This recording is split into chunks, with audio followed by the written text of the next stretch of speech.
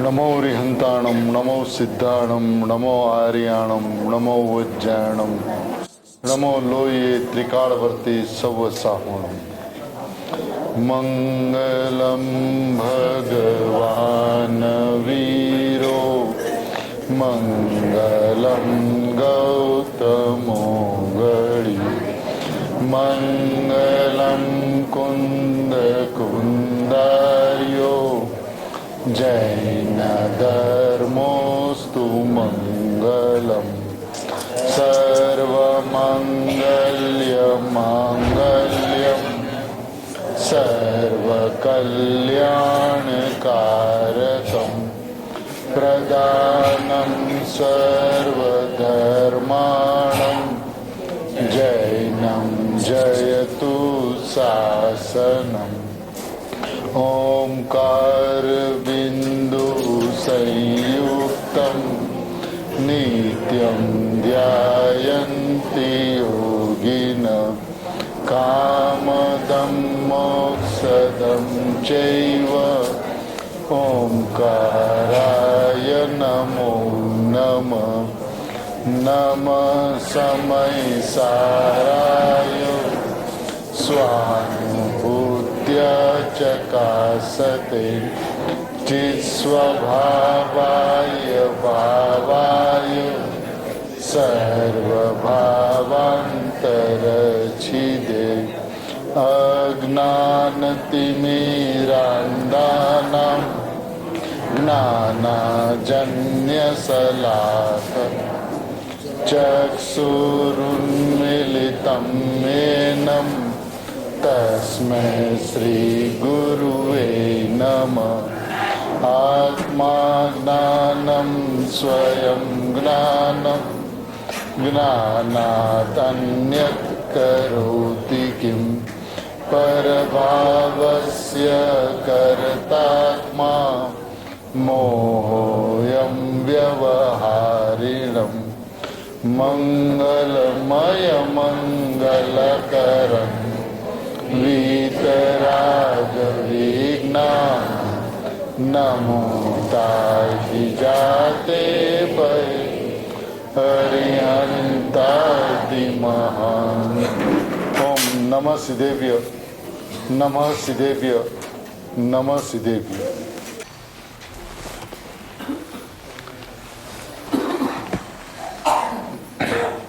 कुंकुन आचार्य भगवान द्वारा रचित भरत क्षेत्र का भगवान ऐसा ग्रंथाधिराज समयसार जी परमागम, जिनकी 320वीं गाथा जयसेनाचार्य भगवान की तात्पर्य वृत्ति नामक टीका, और उसमें परम कृपालु परम उपकारी भावी तीर्थादिनाथ पूज्य गुरुदेव श्री का मंगलमय प्रवचन, पृष्ठ संख्या अध्याय पूर्वक ज्ञेय में 54 क्या कहते हैं गुरुदेव श्री। वस्तु की व्यवस्था अभी पूज्य गुरुदेव श्री के प्रवचनों में हमने सुनी कि ज्ञान में सभी को, अज्ञानियों को भी भगवान आत्मा जानने में आता है। ये व्यवस्था है। जब व्यवस्था के अंतर्गत भगवान आत्मा जानने में आता है तो ये वस्तु परिस्थिति ऐसी है कि इसके अंदर में किसी को कोई श्रम करने की, परिश्रम करने की आवश्यकता नहीं रहती। एक बार यदि इस व्यवस्था को समझा जाए कि प्रत्येक समय सभी जीवों को उत्पन्न होते हुए ज्ञान के परिणाम में अनादि अनंत भगवान आत्मा जानने में आ रहा है, तो ये कितने आनंद के समाचार है ना, ये कितने खुशी के समाचार है कि मेरा भगवान आत्मा जो पूर्णानंद प्रभु है वो सदाई ज्ञान में जानने में आता है। अब क्या नहीं हुआ तो कि वहां पे उनका लक्ष्य नहीं हुआ, लक्ष्य नहीं गया। क्या लक्ष्य नहीं गया कि मैं परमात्मा हूं, ऐसा उन्होंने देखा नहीं, ऐसा माना नहीं, तो लक्ष्य नहीं किया ऐसा कहने में आता है। बस तो करना क्या है, कुछ भी नहीं करते हुए मैं परमात्मा हूं ऐसा श्रद्धान करना है। ऐसा मानना है, पहली बात। दूसरी बात, व्यवस्था के अंतर्गत जिस वक्त ज्ञान के अंदर में ज्ञायक आत्मा जानने में आता है वैसा नहीं जाना, तो क्या हुआ? तो कि जो ज्ञान हो रहा था उस ज्ञान का अज्ञान हुआ इतना ही। ज्ञान का अज्ञान हुआ, राग नहीं हुआ।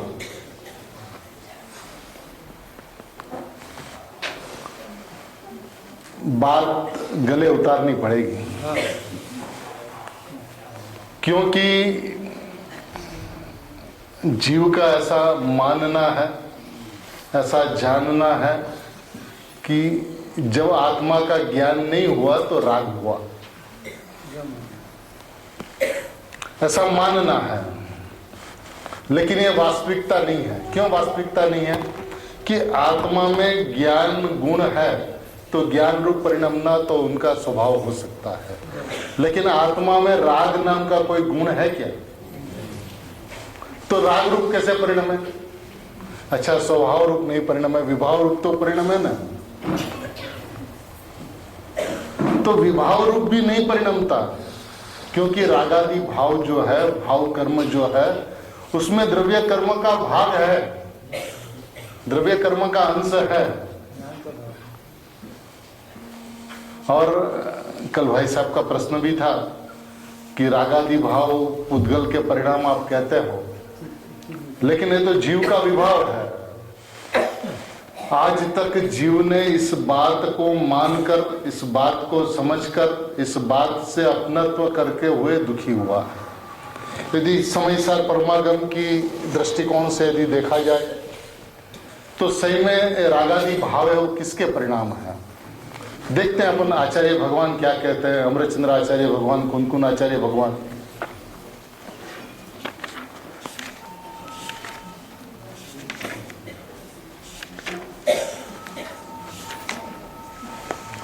कर्ता कर्म अधिकार की 75 नंबर की गाथा है और टीका की पहली पंक्ति यहां से शुरू होती है कि निश्चय से मोह, राग, द्वेष, सुख, दुख आदि रूप से अंतरंग में उत्पन्न होता हुआ जो कर्म का परिणाम, किसका परिणाम?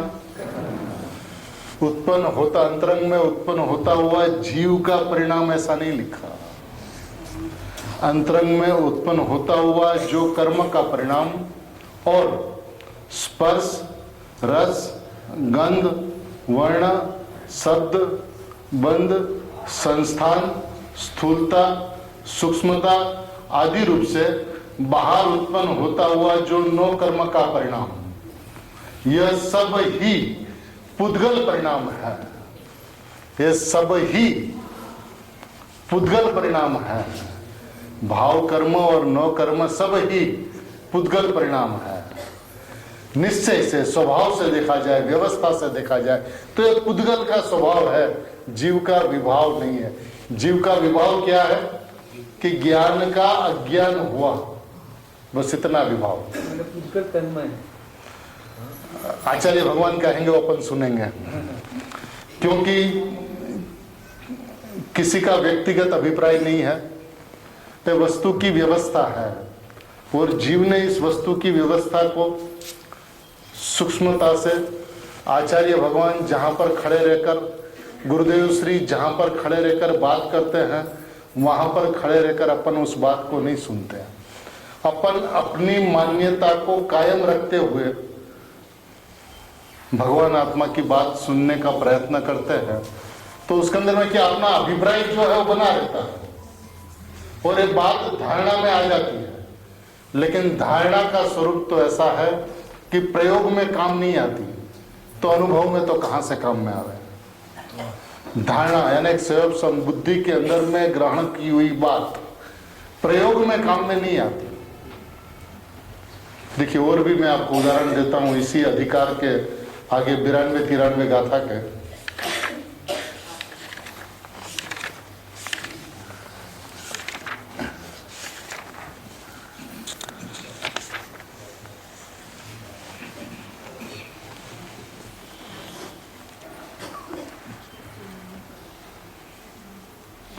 राग द्वेष 92 नंबर की गाथा है, उसकी टीका है। राग द्वेष सुख दुख आदि रूप पुद्गल परिणाम की अवस्था पुद्गल से अभिन्नता के कारण आत्मा से सदा ही अत्यंत भिन्न है। क्या कहते हैं? राग द्वेष सुख दुख आदि रूप पुद्गल परिणाम की अवस्था पुद्गल से अभिन्नता के कारण, जीव से कथनचित अभिन्नता के कारण ऐसा नहीं कहा, पुद्गल के परिणाम पुद्गल से अभिन्नता के कारण आत्मा से सदा ही अत्यंत भिन्न है। सदा ही, जब अनुभूति होगी तब राग भिन्न, ऐसा नहीं, सदा ही सदैव त्रिकाल अत्यंत भिन्न है। क्यों? कि पुद्गल से अभिन्न होने के कारण। और आगे 93 नंबर की गाथा। राग द्वेष सुख दुख आदि रूप पुद्गल परिणाम की अवस्था पुद्गल से अभिन्नता के कारण आत्मा से सदा ही अत्यंत भिन्न है।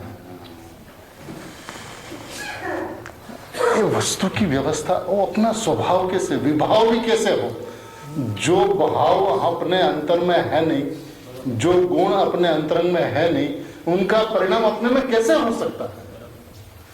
आप चाहे तो आत्मा को जानो, चाहे तो आत्मा को न जानो, ये तो हो सकता है, लेकिन राग को करो, फिर एक अवस्था के अंदर में ज्ञान और राग भिन्न भिन्न है कि नहीं? आज सोगानी जी को सम्यक दर्शन किसमें हुआ? पूज्य गुरुदेव श्री का प्रथम प्रवचन दोपहर का सुना कि ज्ञान और राग भिन्न भिन्न है। अब भिन्न भिन्न है तो एक साथ में होने के बावजूद भी भिन्न भिन्न व्यवस्था है, न्यारी न्यारी व्यवस्था है। यदि एक हुए होते तो उसको भिन्न कैसे करता? और जो भिन्न है उसको भिन्न करना क्या? उनको जानना है जो भिन्न है। जो हमारा स्वभाव नहीं, वो हमारा विभाव भी नहीं हो सकता। देखिए, जिनवाणी के अंदर में ये बात कदम कदम पे आती है कि राग जीव का विभाव है। ये बात नहीं आती, ऐसी नहीं है, लेकिन ये बात तो सही में देखा जाए तो नो कर्म और द्रव्य कर्म आत्मा के नहीं होते, राग आत्मा में होता है। इस बात को बतलाने के लिए राग को आत्मा का कहा गया। वास्तविकता तो यह है कि वो पुद्गल के परिणाम होने से, पुद्गल से अभिन्न होने से सदा ही पुद्गल के परिणाम है, चेतन के परिणाम नहीं है। चेतन की चेतना चेतन का परिणाम हो सकता है, जानना देखना आत्मा का परिणाम हो सकता है, लेकिन रागादि भाव रूप परिणाम ना, ये आत्मा का स्वभाव तो नहीं, लेकिन आत्मा का विभाव भी नहीं, क्योंकि वो पुद्गल का स्वभाव है। ये बात माननी होगी। और इसके अंदर में शास्त्रों का आधार है, द्रव्य कर्म का भाग है उसके अंदर में। अब जो पुद्गल के परिणाम है उसको चेतन का विभाव कहना कलंक है। मेरे में ज्ञान होता, उस ज्ञान के अंदर में मैं ज्ञायक को नहीं जानता हूं, मेरा दोष हो सकता है, और उस दोष का नाम अज्ञान है। स्व को जाने बिना पर का ज्ञान व्यवहार भी नहीं कहलाता। स्व के जानने पूर्वक पर का जानना हो तो व्यवहार कहलाता है। प्रकाश दीपक को प्रकाशते हुए लोकालोक को प्रकाशता है तो व्यवहार कहलाता है, लेकिन दीपक लोक को प्रकाशता है, ये मिथ्यात्व है, व्यवहार नहीं है। प्रकाश दीपक को प्रकाशता है वो सम्यक्त्व है, दीपक घटपट आदि को प्रकाशता है वो मिथ्यात्व है, और दीपक प्रकाश दीपक को प्रकाशते हुए घटपट को प्रकाशता है, ये व्यवहार है। पुद्गल में जो गुण है उसको राग नहीं आता, उसको जो गुण है आत्मा का नहीं है, आत्मा का नहीं है, चेतन का नहीं है, जीव का नहीं है, तो जो भी है वो अजीव का है, पुद्गल का है। जो परिणाम जिसके लक्ष्य से हो वो परिणाम उसके। अब आत्मा के लक्ष्य से राग हो सकता है क्या? तो आत्मा का नहीं है। अब आत्मा का नहीं है तो पुद्गल का है। अब वो पुद्गल में ऐसा गुण है कि नहीं, इसकी चर्चा नहीं है। एजेंडा पे राग आदि भाव वो जीव के परिणाम नहीं है, वो पुद्गल से अभिन्न है, पुद्गल से एक रूप है, ये बात है। जीव के नहीं है तो अजीव है, चेतन के नहीं है तो जड़ है। और पर के लक्ष्य से राग आदि परिणाम का जन्म होता है, आत्मा के लक्ष्य से राग आदि परिणाम का जन्म नहीं होता। तो इसलिए समयसार परमागम का यह सिद्धांत है कि जो परिणाम जिसके लक्ष्य से हो वो परिणाम उनके होते हैं, उनके नहीं होते, वो ही होते हैं। जे परिणाम जेना लक्ष्य थाय ते परिणाम तेज होय, तेना न हो, तेज होय। तेज होय माने वो पुद्गल ही होते हैं, पुद्गल के नहीं होते। हाँ, उसका फल तो जीव को भोगना पड़ता है।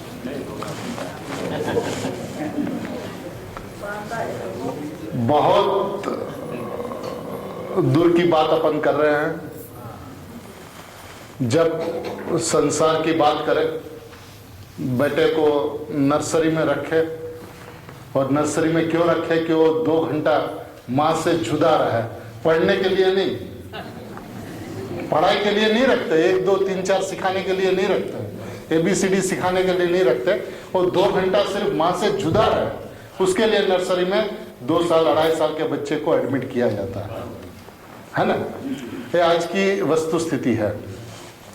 उसी तरह से आप अनादिकाल से संसार में परिभ्रमण करते हुए दुखी है, सुखी होना है। आज तक तूने अपने आत्मा को नहीं जाना, पर को अपना माना, और अपने मानते पर के ऊपर लक्ष्य करते हुए राग द्वेष के परिणाम हुए। उस राग द्वेष के निमित्त को पाकर, राग द्वेष के कारण नहीं, राग द्वेष के निमित्त को पाकर कर्मबंध हुआ। राग द्वेष के कारण नहीं कर्मबंध नहीं हुआ, उसके निमित्त को पाकर कर्मबंध हुआ। और कर्मबंध उदय में आया तो जीव उसको भोगे, ऐसा कोई नियम नहीं है। वो उसके साथ जुड़ता है तो भोगा, ऐसा कहने में आता है, कहने में आने वाली बात है। वास्तविकता जीव यदि कर्म को भोग ले, जड़ को भोग ले, तो चेतन पुद्गल हो जाए।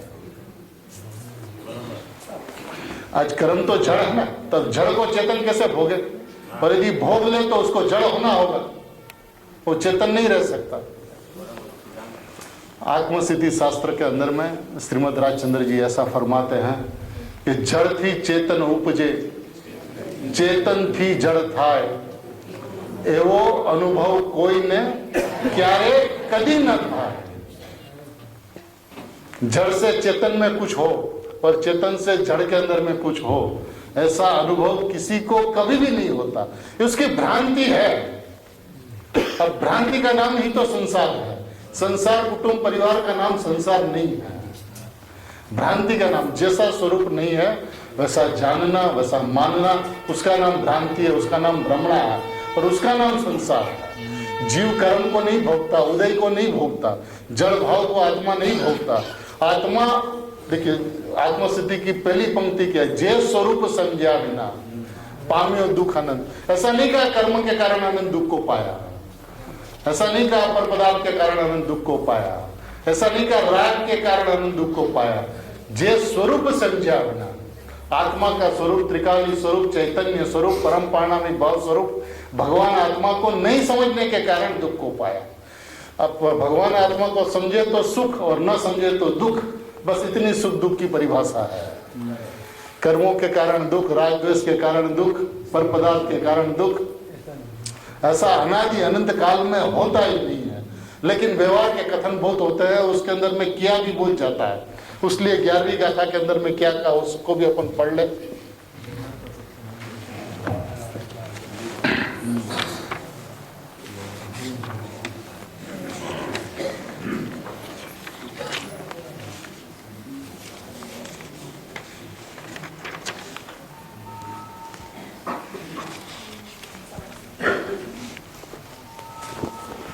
प्राणियों को, 11वीं गाथा का भावार्थ है, प्राणियों को भेद रूप व्यवहार का पक्ष प्राणियों माने जीवों को, भेद रूप व्यवहार का पक्ष, जिसे व्यवहार का पक्ष है वो सही में मनुष्य नहीं कहलाता, प्राणी कहलाता है। ये वास्तविकता है, क्योंकि जैन दर्शन मिला, वितरागी देव शास्त्र गुरु मिले, उनके उपदेश देने वाले आचार्य मिले, उनको बतलाने वाली जिनवाणी मिली, जिसने एक शुद्धात्मा की गुण गाथा गाई है। और उस बात को सुनकर पढ़कर भी यदि अपनी दृष्टि भगवान आत्मा के ऊपर न जाए तो वो इंसान कैसा है? वो तो प्राणी है। यहाँ पे ऐसा नहीं, यहाँ सामान्य सभी जीव को प्राणी कहा। भेद रूप व्यवहार का पक्ष तो अनादिकाल से ही है, अनादिकाल से व्यवहार का पक्ष है। व्यवहार का पक्ष माने व्यवहार किसको कहते हैं? जो दूसरे के भाव को दूसरे का कहे उसका नाम व्यवहार है। किसी का भाव है, पुद्गल का भाव कहे, जीव का भाव, उसका नाम व्यवहार। दूसरे के भाव को दूसरे का कहे उसका नाम व्यवहार। ऐसा व्यवहार का पक्ष तो प्राणियों को अनादिकाल से ही है, एक बात। दूसरी बात, उसका उपदेश भी, माने इस व्यवहार का उपदेश भी बहुधा सर्व प्राणी परस्पर करते हैं। अपन को तो ऐसा करना चाहिए, ऐसा छोड़ देना चाहिए, अभक्ष नहीं खाना चाहिए। अब गुरुदेव श्री ऐसा कहते थे कि अभक्ष नहीं खाने की बात मुसलमानों की सभा में होती है, जैनों की सभा में नहीं होती। तो मैंने ये बात कोई कहने वाली बात है नहीं कि आलू प्याज लहसुन इत्यादि कंदमूल इत्यादि का सेवन नहीं होना चाहिए, रात्रि भोजन नहीं करना चाहिए, कोई कहने की बातें नहीं है ये तो। लेकिन आज उपदेश चलता तो ऐसा, दया दान व्रत भक्ति पूजा करो तो धर्म हो जाएगा, ऐसा नहीं है। बहुधा सर्व प्राणी परस्पर करते हैं। और जिनवाणी में, कहां पर? जिनवाणी में व्यवहार का उपदेश शुद्ध नई का हस्तावलंबन सहायक जानकर बहुत किया है, कम नहीं किया।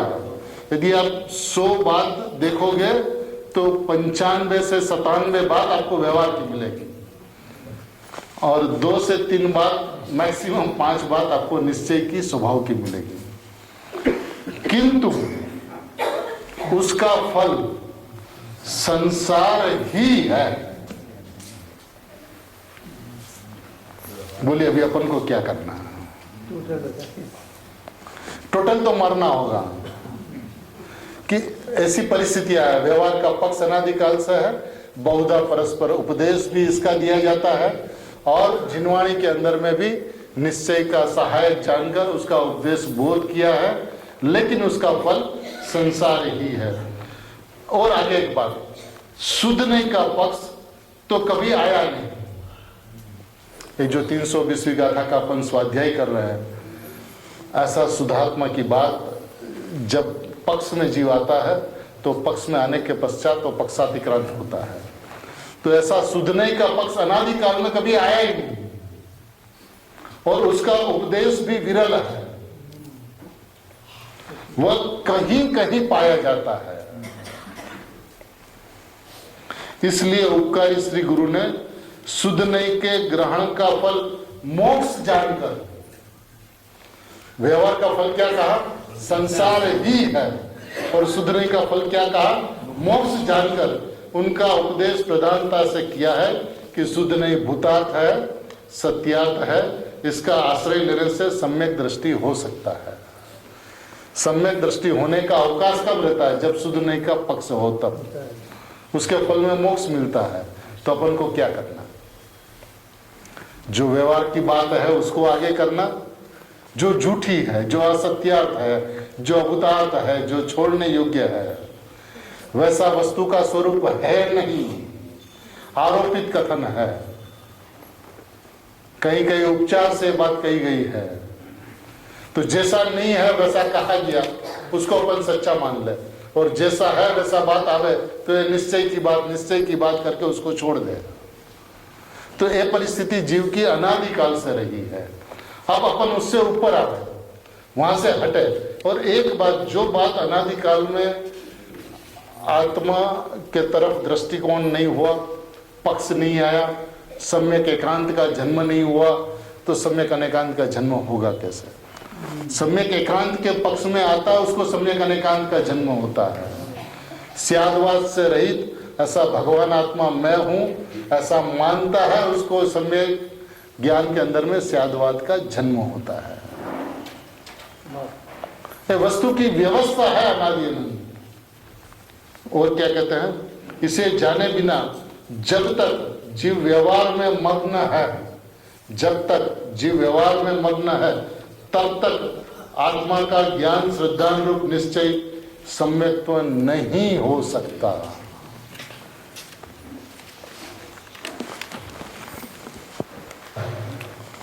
आज हमारे पिताश्री, परम पिताश्री ये संपत्ति, ये निधि हमारे लिए छोड़ के गए हैं और उस निधि का गुरुदेव ने अनेक गुना करके, अनंत गुना करके आज हमारे सामने रखा है। अब उस संपत्ति को अपन आपस में बैठ के वागोड़े नहीं, उसकी चर्चा ना करें तो फिर आत्महित कैसे होगा? ये युग है ऐसा कि जहां व्यवहार की बात को पूर्ण विराम देना चाहिए। जैसा वस्तु का स्वरूप नहीं उसकी चर्चा करके अपन क्या करें? जिसकी मेरे में नास्ती है उस नास्ती की अपन कहां तक चर्चा करें? यहाँ पे तो पर्याय की मेरे में नास्ती है बात चल रही है। सम्यक दर्शन, सम्यक ज्ञान, सम्यक चारित्र की बात, संवर निजरा मोक्ष के परिणाम की बात, इसकी मेरे में त्रिकाल नास्ती है, ऐसी मेरी अस्थि है। ऐसे स्वभाव की महिमा ना आवे, ऐसे स्वभाव की गरिमा ना आवे और राग को कम करने का प्रयत्न करे तो कसाई के परिणाम है। कसाई भगवान आत्मा में हूं जिसमें कसाई होते ही नहीं है। ऐसी अद्भुत वस्तु है, अद्भुत अलौकिक त्रिकाल कसाई स्वभावी आत्मा। राग द्वेष से मेरा कोई लेना देना, सम्यक ज्ञान सम्यक दर्शन से लेना देना नहीं, मोक्ष से मेरे को कुछ लेना देना नहीं। ऐसी स्वभाव की महिमा आवे और मोक्ष प्रकट न हो ऐसा नहीं हो सकता। उसलिए उस मोक्ष पर्याय के प्रति द्वेष नहीं होता, आत्मा के प्रति राग नहीं होता, क्योंकि ये तो वितराग शासन है ना। तो वितराग शासन के अंदर में राग द्वेष का प्रश्न नहीं उठता। मैं सुधार्तमा हूं ऐसी अपेक्षा होती है तो परिणाम मात्र से उपेक्षा हो जाती है, करनी नहीं पड़ती। उपेक्षा अपने आप होती है। सात तत्व है ही है। अब है कैसे होते हैं? तो वो है ही है ऐसा है ही रूप भी नहीं जाने तब वो है ही हुआ ऐसा कहलाता है। जे है ही छे ई है ही रूप छे એવું પણ ન જાણે ત્યારે એ હે થયા કહેવાય। उपादेय उपादेय, भगवान आत्मा उपादेय छे, भगवान आत्मा उपादेय छे, ये उपादेय नहीं हुआ। गुरुदेव श्री कहते हैं એને आत्मा है કર્યું છે। अभी आया प्रवचन में, उसमें परमात्मा उस भाव में रह गया, उसका नाम उपादेय है और पर्याय का लक्ष्य नहीं गया तो हे हुआ ऐसा कहने में आता है। अभी की उपयोगिता क्या है? योग क्यों बताते हैं व्यवहार में से उपदेश? अनेक प्रकार के जीव इस विश्व के अंदर में हैं। सबकी योग्यता नाना रकम की होती है, भ्रांतियां, भूल, असमझ अनेक रकम की होती है। आचार्य भगवंतों की अनंती निष्कारण करुणा है कि जीव को कहीं भी फंसने नहीं देते, इसलिए वो वहां से उनको उठाते हैं, जहां पे खड़े हैं वहां से उठाते हैं। अब कैसे उठावे? शरीर को अपना माना, नो कर्म को अपना माना, पर पदार्थ को अपना माना, पर पदार्थ के उदय को अपना माना। अब वहां से उठाना क्या कहता है कि भाई ये शरीर तेरी चीज नहीं है, तेरा स्वभाव जुदा है, उनका स्वभाव जुदा है, तू तो खाली अपने कर्म के फल को भोगता है। तो उसने द्रव्य कर्मों को अपना कहा, नो कर्म अपना नहीं है तो द्रव्य कर्म अपना। फिर वो दृष्टांत से समझाता है कि पूर्व तूने जैसे परिणाम किए उसके निमित्त पाकर कर्म बंधा और उदय में आया तो उसको तुझे भोगना पड़ेगा। लेकिन ये किसके लिए कहा? अब ये बात सबको ही लागू कर ले। तो फिर क्या होगा पता है? एक दवाई की दुकान में अपन जा रहे हैं और 50,000 दवाएं उस दुकान के अंदर में उपलब्ध हो और अपन को मलेरिया हुआ है, उनकी दवा चाहिए, क्या करना होगा? दवा लेके आ जाए। कौन सी दवाई? कैंसर की, टीबी की, कौन सी दवाई लेकर आ जाए? अब उस 50,000 के अंदर में एक दवा हमारे काम की है और उन 50,999 दवा हमारे बेकाम की है। इस तरह से जिनवाणी के अंदर में अनेक प्रकार के वचन करुणावंत आचार्य भगवंतों ने किसी भी जीव संसार में रुके नहीं, अटके नहीं, फंसे नहीं और मोक्ष मार्ग में आ जाए उसके लिए किया है। अब इसी उदाहरण को देख लो।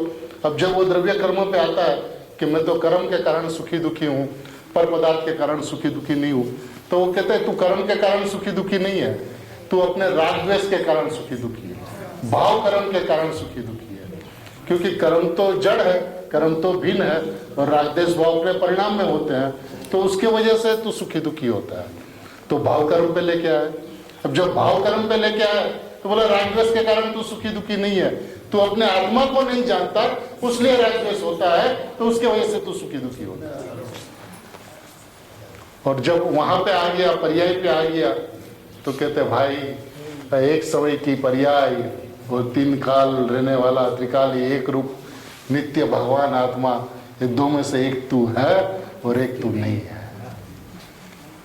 दो स्वभाव में अपनापन नहीं हो सकता, एक में अपनापन और दूसरे में है ही पना।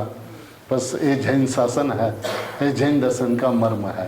अब ये समझ में आवे तो कैसे आवे। अभी गुरुदेव श्री क्या फरमाते हैं 54 नंबर के पृष्ठ पे, भगवान आत्मा त्रिकाल परम ध्रुव स्वरूप पारिणामिक भाव वो द्रव्य है। दूसरा पैराग्राफ है, भगवान आत्मा त्रिकाल परम ध्रुव स्वरूप पारिणामिक भाव। देखिए भाई सर के प्रश्न पे मेरे को और एक विकल्प आया, मैं बताता हूं। गुरुदेव श्री के पास में सोनगढ़ में जब कोई भी शास्त्र भंडार में जाके कोई शास्त्र लेके नया लेके आते थे तो गुरुदेव के पास में वो ओम करवाने के लिए सबको आते थे कि गुरुदेव के स्वास्थ्याक्षर में ओम करके थे। गुरुदेव श्री ओम करके देते थे। फिर कोई बहुत निकट है, गुरुदेव से बहुत परिचय है, तो विनंती करता है कि साहब कुछ आप लिख के दो, तो प्राय गुरुदेव श्री मना कर देते थे कि बस ये ओम मां बुधु आदि थी। लेकिन फिर भी यदि कोई कुछ कहे तो लिखते थे मैं ज्ञायक हूं। इसमें जैन शासन है साहब। हजी का एक बस इतनी वस्तु है, इससे बाहर वस्तु नहीं है। क्योंकि इससे बाहर आप आगे बात करोगे तो फिर क्या लिखना होगा? ज्ञायक में ज्ञान है, ज्ञायक हूं, उसके बाद क्या लिखना होगा? उसका यदि अपन को भेद करना है तो लिखना होगा ज्ञायक में ज्ञान है। फिर उसके बाद क्या लिखना होगा? ज्ञान का स्वभाव जानना है। फिर क्या लिखना होगा? ज्ञान का स्वभाव स्वपर को जानना है। तो पूरा समय साल का विवरण आ गया। नायक लिखते पूरा आत्मा, पूरा जैन शासन, पूरा शुद्धात्मा, पूरा भगवान आत्मा उसके अंदर में समा गया।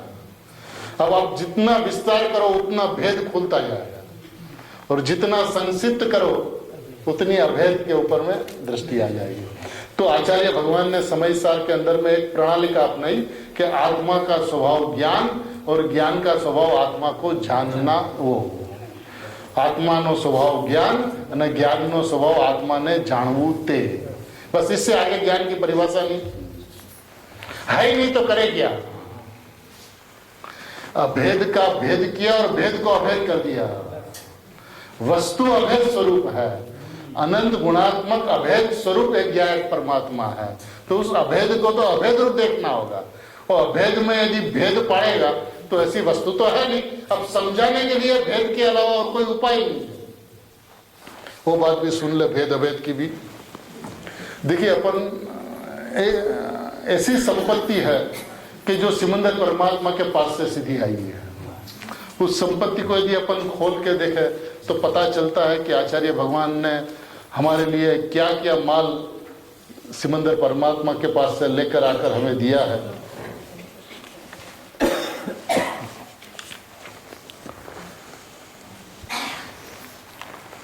सातवीं गाथा है। इस ज्ञायक आत्मा को बंध पर्याय के निमित्त से अशुद्धता तो दूर रहो।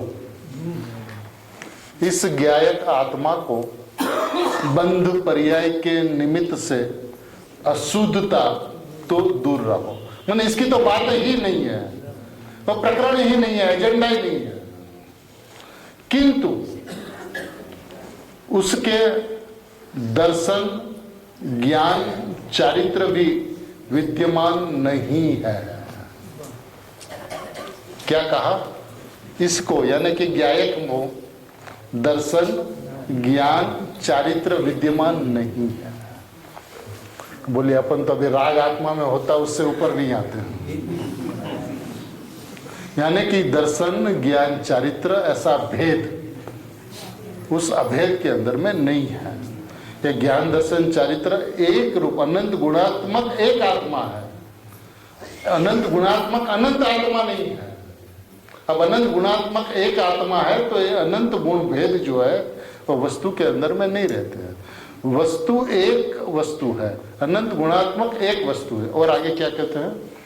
क्योंकि अनंत धर्मों वाला एक धर्मी। वस्तु कैसी है? अनंत धर्मों, ज्ञान, दर्शन, चारित्र, सुख, वीर्य, जो अभी 47 शक्तियों का वर्णन पूज्य गुरुदेव श्री का चलता है, ऐसे अनंत धर्मों वाला एक धर्मी।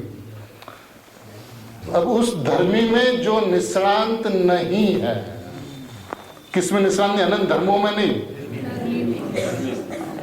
अनंत धर्मों वाला एक धर्मी में जो निष्णांत नहीं है, यानी एक ज्ञायक में जो निष्णांत नहीं है, यानी कि एक ज्ञायक में जो अपनापन नहीं करते हैं, यानी कि एक ज्ञायक में जो अहम नहीं करते हैं। ऐसे निकटवर्ती शिष्यों को, शिष्य कैसा है? धर्मी में अहम नहीं हुआ, लेकिन है कैसा? निकटवर्ती, अल्पकाल में 2, 4, 6 भाव के अंदर में मोक्ष में जाने वाला है।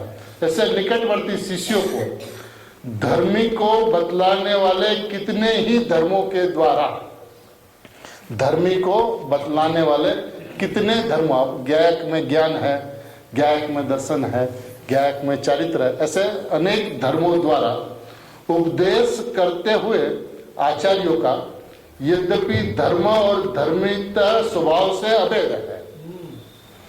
स्वभाव से कैसे है? धर्म और धर्मी स्वभाव से अभेद है, एक रूप है। तथापि ऐसा होने के पश्चात भी भेद करके, वस्तु अभेद है, वस्तु एक है, उसमें ज्ञान, दर्शन, चारित्र ऐसे भेद विद्यमान नहीं है, फिर भी भेद करके व्यवहार मात्र से इतना नहीं, व्यवहार मात्र से ही जब ऐसा उपदेश है कि ज्ञानी के दर्शन है, ज्ञान है, चारित्र। ज्ञानी माने ज्ञायक, ज्ञायक में ज्ञान है, दर्शन है, चारित्र है। ये बात कैसे कहा? निकटवर्ती शिष्य जन को वस्तु बतलाने के लिए धर्मी के अनेक धर्मों के माध्यम से व्यवहार मात्र से ही ऐसा उपदेश है कि ज्ञायक में ज्ञान है, दर्शन है, चारित्र है। अब जब ज्ञायक में ज्ञान, दर्शन, चारित्र ऐसे भेद भी विद्यमान नहीं है, तब एक समय की परिणति, बदलती, पलटती, टलती हुई पर्याय उस ज्ञायक में कैसे हो सकती है?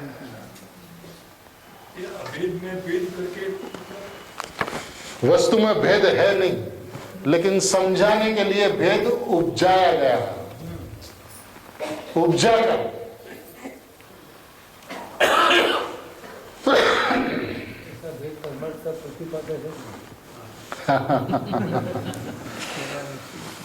गुरुदेव से ये बात कहा करते थे कि भेद है वो व्यवहार का, परमार्थ का प्रतिपादक है। किसको?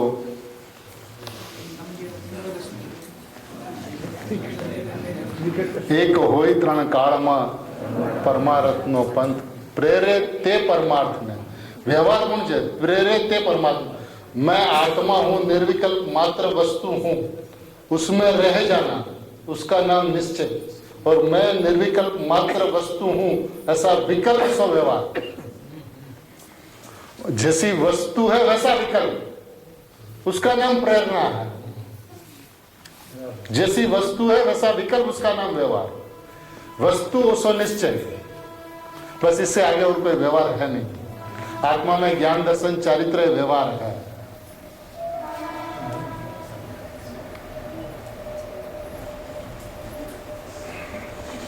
अगर भेद नहीं है तो भेद का ख्याल कैसे है? समझाने के लिए क्या किया जा सकता है बताओ मेरे को आप रास्ता बताओ उस रास्ते पे अपन चलेंगे विचार कैसे आया उस भेद का? क्योंकि वस्तु के अंदर में अनंत गुण है ना आत्मा में अनंत गुण है ना अनंत गुण है ज्ञान दर्शन चारित्र सुख वीर्य प्रभुत्व इत्यादि गुण है ना तो गुण नहीं है ऐसा नहीं है और ऐसा भी नहीं है कि ज्ञान ज्ञायक भावे है इसलिए ज्ञान ज्ञान भावे नहीं है ज्ञान दर्शन भावे ऐसा नहीं है ज्ञान ज्ञान भावे दर्शन दर्शन भावे चारित्र चारित्र भावे तो अनंतता है उसके अंदर में लेकिन अनंतता अनंत भाव से नहीं है अनंतता एक भाव से है अब उस एक भाव को समझाना अनेक को नहीं है समझाना अनंत को नहीं है समझाना एक को अब कैसे समझा अब एक ज्ञान कह दिया तो उसको नहीं समझ में आता तो क्या करे फिर उसका भेद करे वो भेद नहीं समझ में आता तो उसका भेद करे और नहीं समझ में आता तो फिर पर्याय पे जाए पर्याय से नहीं समझ में आता तो सात तत्वों पे जाए सात तत्वों से नहीं समझ में आता तो उससे आगे उनके विषय पे जाए करे क्या आचार्य भगवान हाँ भेद है तो इतना भेद है वो कैसे ख्याल में आया? नहीं भेद वस्तु के अंदर में नहीं है अभेद के अंदर में भेद नहीं बसते अब लेकिन अब उसके आज अपना ज्ञान जानना होता कि नहीं होता दरेक गुण का स्वतंत्र परिणाम है ज्ञान का जानना दर्शन का देखना चारित्र की स्थिरता सुख का आनंद सब उनका परिणाम है कि नहीं और उनके सबके लक्षण जुदे जुदे हैं और ये इतने गुण है इसमें जानता कौन है और ज्ञान को ये अनंत गुण है ऐसा जानने में आता कि नहीं आता तो है तो जानने में आता कि नहीं है तो जानने में आता लेकिन उसको जाना जाए कैसे बात ये जानने की नहीं है बात जाना जाए कैसे अनुभूति में आवे कैसे सम्यक दर्शन हो कैसे मोक्ष मार्ग पे चले कैसे मोक्ष की प्राप्ति हो कैसे एजेंडा पे प्रश्न दिया है तो इसलिए गुरुदेव ने कहा द्रव्य दृष्टि थे सम्यक दृष्टि द्रव्य की दृष्टि किए बिना सम्यक दर्शन हो नहीं सकता अब द्रव्य की दृष्टि कैसे हो तो सुधात्मा में अहम करके सुधात्मा में एकत्व करके दृष्टि का विषय सम्यक दर्शन का विषय सुधरने का विषय सूक्ष्म है लेकिन वो बात समझे बिना दूसरा कोई उपाय भी नहीं है वो तो आचार्य भगवान स्पष्ट कहते हैं कि व्यवहार मात्र से ही ऐसा उद्देश्य सिर्फ व्यवहार नहीं व्यवहार मात्र नहीं व्यवहार मात्र से ही अब कितना जोर दे व्यवहार के ऊपर में उसका निषेध करने के लिए और जीव ने आज तक इस निश्चय नहीं के पक्ष में जीव नहीं आया क्यों नहीं आया क्योंकि मैं परमात्मा हूं ये बात लक्ष्य में लेके उसको ऐसा आता है कि हमें सम्यक ज्ञान करना है तो उसके अंदर में पर्याय की मिठास साथ में चली आती है जब वो पर्याय की मिठास चली आती है तो मैं परमात्मा हूं उसमें अहम नहीं हो सकता अब देखिए प्रमाण आत्मा की बात करें तो अब द्रव्य गुण पर्याय तीनों को लेके आत्मा है खाली द्रव्य है और गुण पर्याय नहीं है ऐसा भी नहीं है लेकिन दूसरे द्रव्य 6 द्रव्यों से भिन्न करने के लिए प्रमाण की मर्यादा में लाता है जब प्रमाण की मर्यादा में आ गया तो फिर भेद ज्ञान की बात चलती है पहले 6 द्रव्यों से भेद ज्ञान फिर 2 स्वभाव के बीच में भेद ना भेद विज्ञान तो सिद्धा सिद्धा ये कल की नाम है कि नहीं है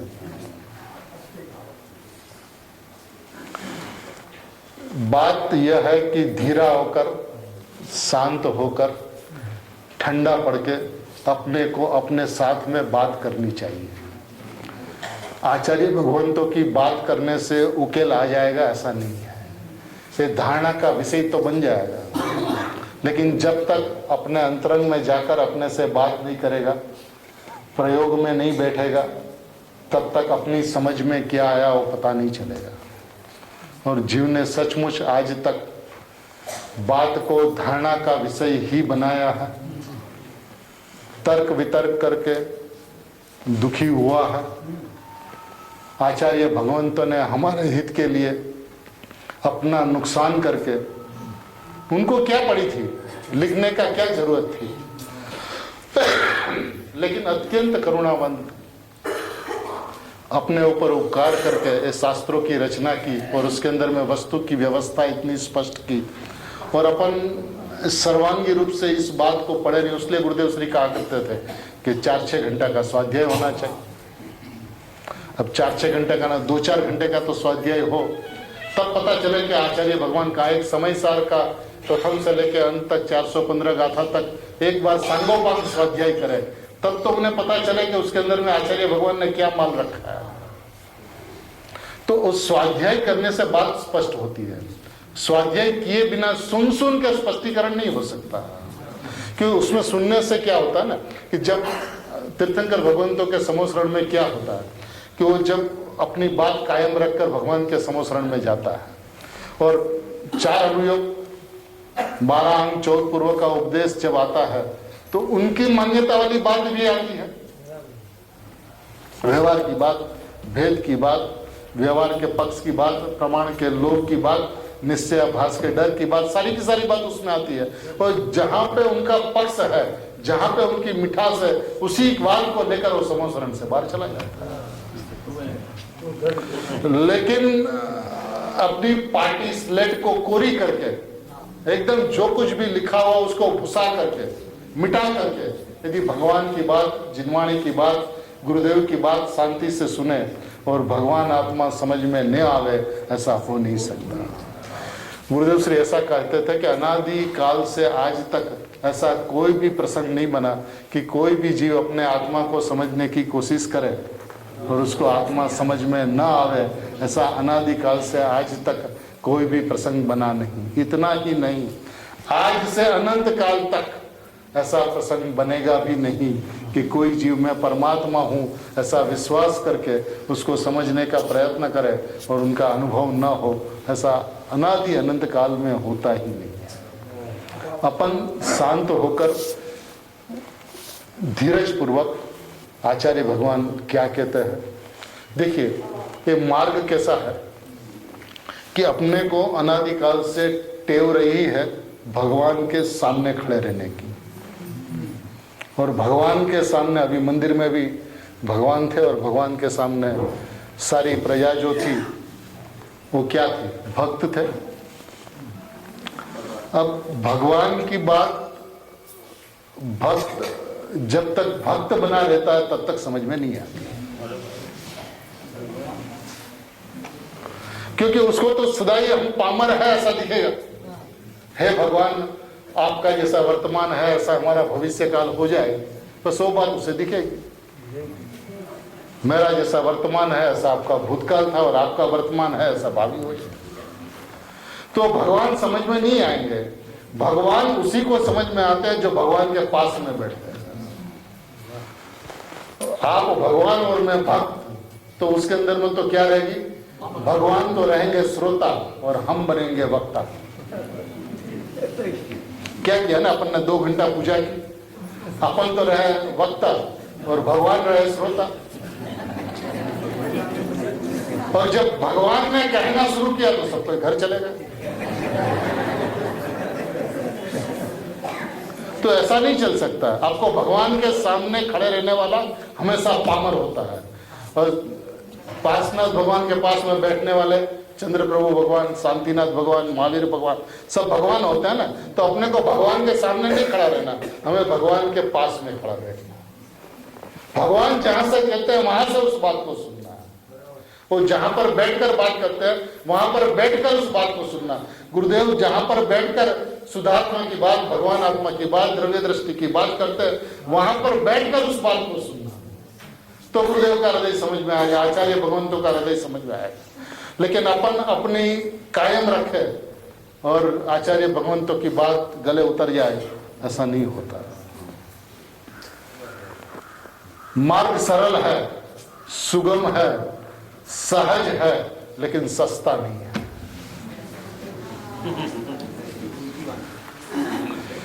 सस्ता नहीं हो सकता है। आपको भगवान स्वरूप, भगवान आत्मा को देखते हुए बात करनी होगी। आप भगवान तो मैं भी भगवान, अरे आप भगवान तो हम भगवान के भगवान। आप भगवान है ऐसा निर्णय करने वाला मेरा भगवान है, तो हम भगवान के भगवान हैं। हम सिद्ध नहीं, हम सिद्धों के सिद्ध हैं। ये बात जब तक अंतरंग से नहीं आएगी तब तक भगवान का अंतरंग, आचार्य भगवंतों का अंतरंग, गुरुदेव के अंतरंग समझ में नहीं आएगा। सिद्धों के सिद्ध है, अनंत सिद्ध है, उनका निर्णय करने वाला ये सिद्ध है। तो मैं तो सिद्धों का सिद्ध, ऐसी अपनी स्वभाव की महिमा आवे। मैं सिद्ध समान नहीं हूं, सिद्ध हूं। भगवान समान नहीं हूं, भगवान हूं। भगवान के दर्शन की विधि भी कैसी है। गुरुदेव से ये बात कहा करते थे बच्चे लोगों को कि सामान्यतया कोई भगवान के दर्शन कैसे करते हैं।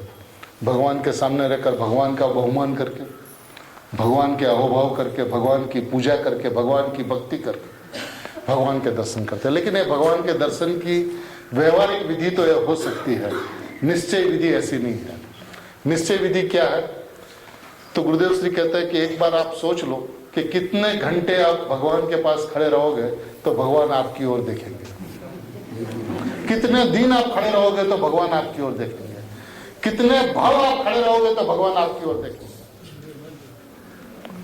तो फिर क्या करना? तो बोला जैसा भगवान करता है वैसा करना है। तो भगवान क्या करता है? भगवान आपकी ओर नहीं देखता, तो आप भगवान की ओर देखना बंद करो। भगवान अपनी ओर देखते हैं तो आप भी भगवान के सामने खड़े रहकर अपनी ओर देखो तो भगवान दिखेगा। ये भगवान के दर्शन की विधि है। अपन भगवान को देखते रहते हो, उसकी हर्षित मुद्रा देखकर, वितरागी मुद्रा देखकर प्रसन्नचित होते होना चाहिए। ये भक्ति का प्रकार है, लेकिन उससे अपना भगवान नहीं दिख सकता। भगवान जैसा करता है वैसा करना। भगवान अपनी ओर देखते हैं तो अपने को अपनी ओर देखना, भगवान की ओर नहीं देखना। उसलिए श्रीमद जी एक जगह पे कहते हैं कि हे भगवान, आखू विश्व तने नमे छे અને હું એક તને નહીં નમું તો તને ફરક શું પડી જવાનો છે? હું તારી સામું શું કામ નથી જોતો? કારણ કે હું મારી સામું જોઉં છું। आचार्य भगवंतों और गुरुदेव के मिलने के पश्चात तो उनके जो संतान है उसमें एक खुमारी होनी चाहिए, ये जोश होना चाहिए, ये बल होना चाहिए, ऐसा उछलता हुआ वीर्य होना चाहिए कि आप भगवान तो मैं भी भगवान हूँ। और उसलिए ऐसी बात भी कही जाती है पुराणों के माध्यम से कि एक बार एक मुनि संघ था, एक साथ में बैठा हुआ था, सब अपने अपने ध्यान अवस्था में थे। उसमें समाचार आया कि वही पास वाले गांव में ये मुनिराज थे, उनको केवल ज्ञान हो गया, तो चले अपन केवल ज्ञानी के दर्शन करने के लिए। तो सारा मुनि संघ चला। और मुनि संघ जब चलने लगा तो सारे मुनि तो चले, लेकिन दो मुनि वहीं पे बैठ गए, वो नहीं हिले अपनी जगह से। अब कुछ देर तक आगे गए तो उसके बाद में किसी को पता चलेगा अरे आप ये मुनि तो आया नहीं। तो और एक मुनि को भेजा कि भाई आप उनको बुला के लेके आओ, शायद ध्यान में होंगे तो उनको पता नहीं होगा। वो मुनि लौट के आए इस दो मुनि के पास में, तो ये मुनि तो ध्यान में थे। वो उसको कुछ कहे, उतने देर में उस मुनिराज को केवल ज्ञान हो गया। और वहाँ पे उस मुनिराजों को संदेशा पहुँचा कि जिस मुनिराज को बुलाने के लिए गए थे वो तो केवल ज्ञानी हो गया। उस मुनिराज को केवल ज्ञान होने से पहले यदि पूछा जाता कि आप चलो केवल ज्ञानी के दर्शन करने के लिए, तीर्थंकर परमात्मा के दर्शन करने के लिए, तो क्या कहते हैं कि भगवान के ओम ध्वनि में क्या है? तू भगवान है, यही बात तो आएगी। तो इस भगवान को तो हम यहाँ पर बैठ कर देखते हैं, वहां पे जाके क्या सुनना? और यहाँ पर लीन हो गए तो बस वो केवल ज्ञानी हो गए। तो मार्ग तो ऐसी मस्ती का है, किसी की भी परवाह नहीं। एक अपने सुधात्मा के अलावा, एक अपने भगवान आत्मा के अलावा किसी की भी परवाह किए बिना।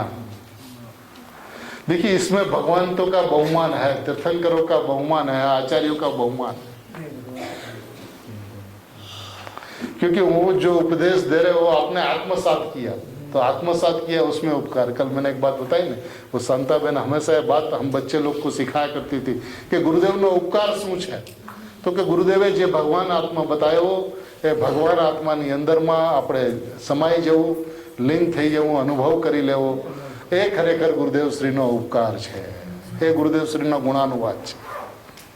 ऐसा गुणानुवाद, ऐसा उपकार भगवंतों का, आचार्य भगवंतों का, जिनवाणी का और गुरुदेव का अपने हृदय में मैं परमात्मा मात्र वस्तु हूँ, निर्विकल्प मात्र वस्तु हूँ, ऐसा जानकर, ऐसा मानकर अपने स्वभाव के अंदर में सादी अनंत काल के लिए लीन रह जाए, इसी मंगल भावना के साथ